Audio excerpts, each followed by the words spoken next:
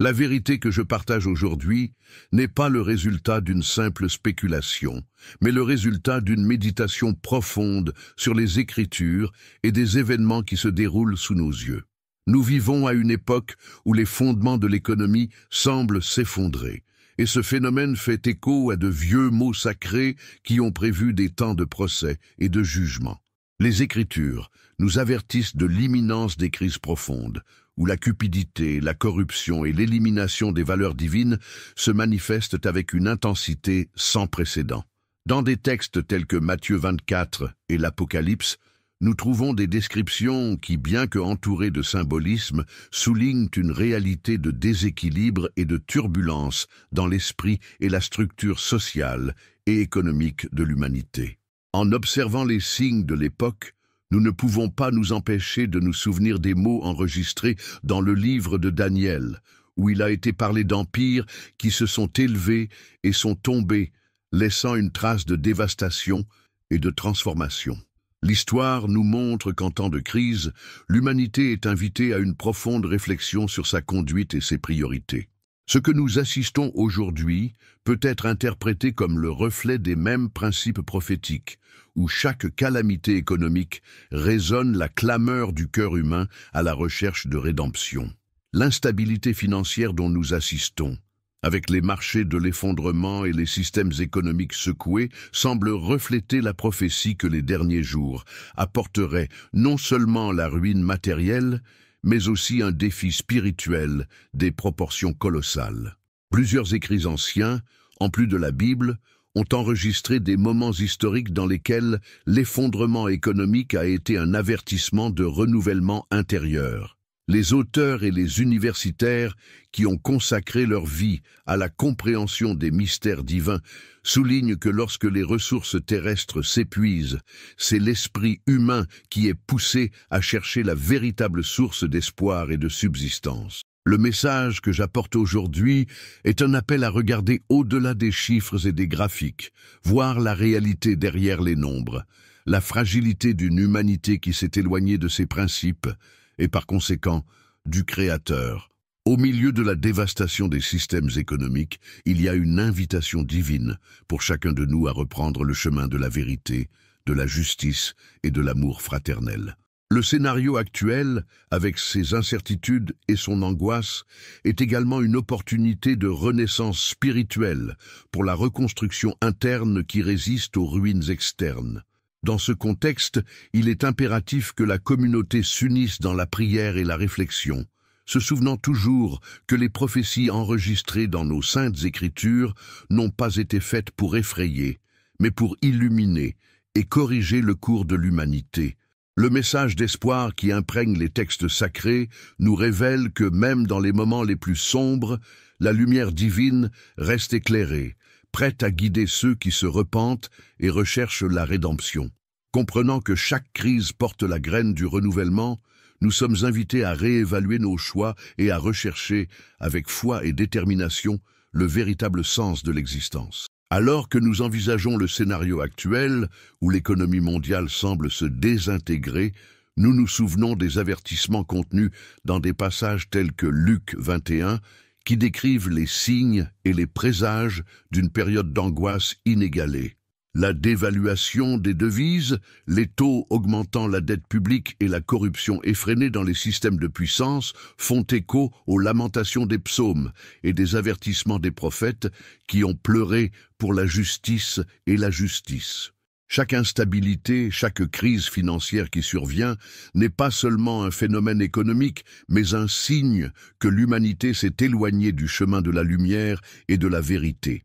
Les historiens et les théologiens ont déjà observé, à divers moments, que les cycles de prospérité et de ruine sont marqués par une norme commune, une confiance excessive et excessive dans les richesses éphémères et l'abandon des préceptes divins. Les livres anciens et les textes de grands penseurs, tels que les écrits de Sénéca et autres philosophes de l'Antiquité, soulignent que la vraie richesse ne réside pas dans l'or ou les biens terrestres, mais en intégrité et en communion avec le divin. Ainsi, ce que nous voyons aujourd'hui dans l'économie mondiale est le reflet d'une société qui a oublié ses fondations morales, faisant de la place pour le chaos et le désordre. La perturbation des systèmes financiers modernes nous invite à une introspection profonde. L'effondrement économique n'est pas seulement un phénomène de figures et de statistiques, mais un symptôme d'un plus grand mal qui affecte le noyau de nos âmes. Lorsque le système monétaire, construit sur des bases instables, commence à s'effondrer, nous sommes obligés de faire face à la réalité que la sécurité et la stabilité dont nous voulons tant ne peuvent pas être trouvées dans les biens matériels. C'est à ce stade que les Écritures, avec leur sagesse éternelle, nous apprennent à rechercher la sécurité dans quelque chose d'inchange, la foi et la communion avec le Créateur. Plusieurs chercheurs modernes ont des parallèles entre la crise économique actuelle et les avertissements du millénaire contenus dans la Bible, pointant une période d'essai dans laquelle les valeurs terrestres seront contestées et la véritable essence humaine prouvera. Ce point de vue est partagé par des penseurs qui, au cours des siècles, ont analysé les événements historiques du point de vue de la foi et de l'esprit. L'économie en ruine devient donc le scénario idéal pour la réévaluation de nos engagements spirituels, un appel urgent à mettre de côté la superficialité et à reprendre le chemin de la justice. Compte tenu de cette réalité, il est essentiel que chacun de nous regarde à l'intérieur et de renouer avec les enseignements qui ont transformé les vies. La crise que nous vivons est également l'occasion de reconstruire les piliers de la foi, basés sur nos actions en fait révélées par les Saintes Écritures. Chaque difficulté rencontrée nous rappelle que le monde matériel est transitoire et que la vraie forteresse réside dans la communion avec le divin, qui ne manque jamais de soutenir ceux qui la recherchent avec sincérité et humilité. Dans les pages sacrées et les enseignements de grands sages, nous trouvons la clé pour comprendre que les crises économiques, aussi dévastatrices, portent un but divin. Les paroles d'Isaïe et de Jérémie préviennent les dangers d'une société qui se distance de l'éthique et de la compassion. Comme le déluge qui a été puni pour le mal et la corruption, les temps actuels semblent signaler un ajustement nécessaire, un rééquilibrage imposé par le Créateur lui-même. Cet ajustement, bien que douloureux, est une opportunité pour chaque individu de repenser ses valeurs et son rôle dans le monde. L'interprétation de la prophétie ne doit pas être considérée comme un simple présage de calamité, mais comme un appel au changement intérieur. Lorsque le système financier s'effondre, il révèle la précarité d'une existence basée sur l'ambition excessive et la recherche incessante pour les richesses éphémères. À cette conjoncture, nous nous souvenons des paroles du livre des Proverbes qui enseignent que l'amour de l'argent est la racine de tous les maux. Cette maxime, réitérée par de nombreux pasteurs et universitaires au cours des siècles, résonne durement en période de crise, nous exhortant à rechercher la véritable prospérité qui vient du bien-être et de la justice spirituelle. Les contes historiques nous offrent également de précieuses leçons. Pendant le déclin des grands empires, comme les crises romaines, les crises financières étaient souvent accompagnées de profondes transformations culturelles et spirituelles. Des penseurs comme saint Augustin et Thomas d'Aquin ont souligné que les ruines matérielles peuvent être la préfiguration d'un renouvellement moral et spirituel. Ce qui semble aujourd'hui être l'effondrement des systèmes complexes peut être la possibilité de reconstruction en fonction des principes éternels. Alors que nous analysons ces parallèles, nous réalisons que la chute économique n'est pas une fin en soi, mais le début d'un voyage vers la redécouverte des valeurs qui soutiennent la vie communautaire. Dans un monde où les marchés sont secoués et la confiance est perdue, la foi devient le seul fondement capable de résister aux tempêtes. Le défi qui est imposé est de transformer l'angoisse en renouvellement, en peur, en courage et en désespoir dans un profond engagement envers la vérité et la justice. C'est un moment où chaque geste, chaque décision peut faire une différence dans la construction d'un nouveau chemin. Les crises sont des invitations à l'introspection et pour renforcer la communauté, où les soins pour les autres et la pratique de la solidarité jouent un rôle central. Ainsi, le message des écrits sacrés se manifeste clairement. Il est temps d'abandonner les illusions du confort matériel et de chercher, avec un cœur sincère, la lumière que seule la vraie foi peut offrir. En réfléchissant aux événements récents, il est impossible d'ignorer le lien intrinsèque entre la désintégration économique et la décroissance des valeurs humaines. L'instabilité qui afflige les marchés n'est pas un phénomène isolé, mais une partie d'un panorama beaucoup plus large, où l'éthique et la moralité ont été réservées au nom du profit et du pouvoir. Les textes anciens, ainsi que les écrits de théologiens renommés, soulignent que la perte de principes éthiques est le début du déclin de toute société. Lorsque les liens qui unissent les gens s'effondrent, le système économique, aussi robuste, s'effondre inévitablement. Dans le livre d'Ézéchiel, il y a un avertissement clair sur les jours où la fierté et la désobéissance deviennent la norme, ouvrant la voie à une intervention divine. Ce message, réitéré par de nombreux bergers au cours des siècles, résonne avec la réalité que nous avons observée aujourd'hui. L'économie en ruine est avant tout le reflet d'une âme collective qui s'est éloignée de l'amour et de la compassion. Le scénario actuel est marqué par des conflits, des inégalités et une recherche insatiable des avantages personnels, qui a conduit à porter non seulement des biens matériels, mais aussi de l'essence humaine elle-même. Historiquement, les grandes civilisations ont montré que les périodes de prospérité durable sont étroitement liées au maintien des valeurs solides. Lorsque l'engagement envers la justice, l'honnêteté et les soins mutuels sont perdus, le déséquilibre s'installe inexorablement. Plusieurs chercheurs, lors de l'analyse des cycles d'ascension et de chute des empires, concluent que la ruine économique est toujours précédée d'une crise morale. Ce point de vue, défendu par des penseurs renommés, renforce l'idée que la véritable sécurité ne peut pas être trouvée dans les richesses passantes, mais dans la fidélité aux principes divins. Il est également possible de remarquer l'influence des cultures et des traditions anciennes qui ont toujours apprécié l'harmonie entre l'être humain et leur créateur. Les écrits historiques et philosophiques indiquent que lorsque les sociétés s'engagent dans la pratique de la justice et de la charité, elles peuvent surmonter même les défis les plus ardus. Ainsi, la crise à laquelle nous sommes confrontés peut être considérée comme un avertissement à la nécessité d'un changement de paradigme profond, où la recherche de profit cède la place à la construction de relations en fonction du respect et de la solidarité. Dans ce contexte, la voix des pasteurs se lève fermement, appelant chaque individu à revoir l'essence de la foi et à reconnaître que, derrière l'effondrement économique, il y a une opportunité de restructuration morale et spirituelle. Le message est clair. Il est nécessaire d'abandonner le matérialisme qui corrompt et embrasse les valeurs qui soutiennent vraiment la vie. Compassion, intégrité et amour pour les autres. Cette transformation, bien que difficile, est le chemin vers une nouvelle ère de renouvellement et d'espoir, où le véritable sens de l'existence se révèle en communion avec le divin. Le lien entre la crise économique et la crise spirituelle est indéniable, et les signes sont présents à la fois dans l'environnement financier et dans l'intime de chaque être.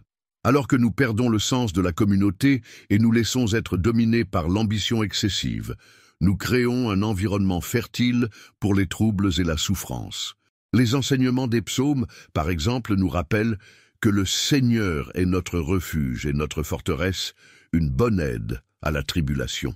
Ces mots résonnent dans nos cœurs comme un rappel que, même au milieu de la tempête, il y a un rocher inébranlable dans lequel nous pouvons nous soutenir. Cette ruine économique, que beaucoup considèrent comme une punition ou une simple chance de destin, peuvent être interprétées à la lumière d'une vérité spirituelle profonde. Le déséquilibre des temps est également une invitation à la conversion. Lorsque les structures matérielles sont fragiles, nous sommes poussés à chercher la forteresse intérieure que seule la vraie foi peut fournir. Plusieurs pasteurs et universitaires ont préconisé l'idée que les moments de crise sont les plus propices à la transformation de l'esprit, car ils forcent une réévaluation des valeurs et une ouverture à la miséricorde divine. La parabole des talents, racontée par Jésus, nous enseigne que chacun de nous est responsable de ce qui nous a été confié et que la négligence de dons divins entraîne des pertes et des souffrances. Ce message, lorsqu'il est appliqué à la réalité économique, révèle que l'accumulation excessive de richesses sans responsabilité appropriée peut conduire à une ruine, à la fois personnelle et collective. L'appel est que chacun repense ses attitudes et cherche, avec la ferveur, l'harmonie entre avoir et être, reconnaissant que la vraie prospérité est enracinée dans la justice et l'amour. Les auteurs modernes, inspirés de ces enseignements, affirment que la crise que nous vivons est une occasion de reconfigurer les relations sociales, de sauver l'essence de la solidarité et de l'empathie. Le scénario actuel, bien que difficile, n'est pas une phrase de défaite, mais une invitation à la reconstruction des piliers qui soutiennent une société vraiment humaine et juste. Cette reconstruction implique inévitablement la réunion avec la vérité révélée dans les Saintes Écritures, qui nous guide pour prioriser ce qui est éternel au détriment du passager. La dimension spirituelle de cette crise devient encore plus évidente lorsque nous observons la perte de but qui affecte de nombreux cœurs. Au milieu de l'effondrement des structures économiques, il est courant de trouver des personnes désorientées et sans but qui sont perdues dans la recherche incessante de quelque chose qui leur apporte la sécurité. Cependant, le message des anciens écrits sacrés nous rappelle que la vraie paix et la prospérité sont en communion avec le divin, où l'amour et l'espoir sont renouvelés chaque jour. C'est donc un appel pour chacun de nous de regarder à l'intérieur et de renouer avec l'essence de la foi, reconnaissant que les défis matériels sont finalement une opportunité d'élévation de l'esprit et de la reconstruction d'une vie basée sur la vérité et la compassion. À l'heure actuelle, lorsque les structures économiques semblent s'effondrer, le message qui fait écho au texte sacré est un appel au renouvellement intérieur et à la reconstruction des obligations qui nous unissent en tant que communauté. La crise dans laquelle nous vivons est une invitation à mettre de côté la superficialité de l'accumulation matérielle et à ouvrir nos cœurs aux enseignements de l'amour, de la justice et de la miséricorde qui ont été transmis de génération en génération. Chaque automne, chaque difficulté porte avec elle-même la graine d'une nouvelle opportunité de reconstruire nos valeurs et de sauver l'essence de la vraie prospérité qui n'est pas mesurée sur les chiffres, mais dans la foi et la solidarité. Le message des anciens bergers, qui est fermement exprimé à travers les livres sacrés, nous rappelle que l'espoir n'est pas perdu, même lorsque tout ce qui semble s'effondrer. Il y a une promesse de rédemption et de renouvellement qui se manifeste dans l'union des cœurs, prêts à chercher la vérité. C'est dans cet esprit que nous sommes appelés à transformer la douleur de la déception économique en un apprentissage en profondeur sur ce qui compte vraiment, la communion avec divine et la prise en charge des autres. Le moment est venu de soulever la voix en faveur de la justice et de la vérité, en sauvant l'engagement envers les valeurs qui ont soutenu les civilisations et inspiré d'innombrables générations. Avec chaque défi auquel sont confrontés, nous sommes invités à réfléchir sur le rôle que nous jouons dans la création d'un avenir plus juste et plus favorable. L'appel est que, même au milieu des ruines, nous pouvons trouver la force qui nous pousse à reconstruire non seulement des structures matérielles, mais surtout les fondements de notre existence, qui sont basés sur la foi, l'espoir et l'amour. Que ce message résonne dans chaque cœur, nous rappelant que la vraie fin des temps n'est pas la fin de l'existence, mais l'opportunité d'un nouveau départ où la bonne et la lumière prévalent sur l'obscurité de l'égoïsme. Alors que nous reconnaissons notre fragilité face à l'immensité des mystères divins, nous faisons de la place pour que la grâce se manifeste et nous conduise vers un chemin de restauration et de paix durable. Chacun de nous a la responsabilité d'être l'agent de ce changement, en sauvant l'essence de l'humanité et en construisant un héritage qui transcende les ruines du monde matériel. Puissions-nous, avec courage et humilité, accepter cet appel, transformant chaque défi en un pas vers la plénitude spirituelle et la véritable prospérité qui émane du divin. Le message que j'ai partagé aujourd'hui a parcouru le parcours des avertissements des Écritures à travers l'analyse des signes des temps et des crises économiques pour comprendre que chaque ruine matérielle reflète une crise intérieure. Nous avons vu que, tout comme les anciens textes sacrés prédisaient l'effondrement des structures corrompues, le scénario actuel nous appelle une transformation morale et spirituelle profonde. Chaque défi économique est également une invitation à réévaluer nos valeurs, renforçant notre engagement envers la justice, l'amour et la solidarité.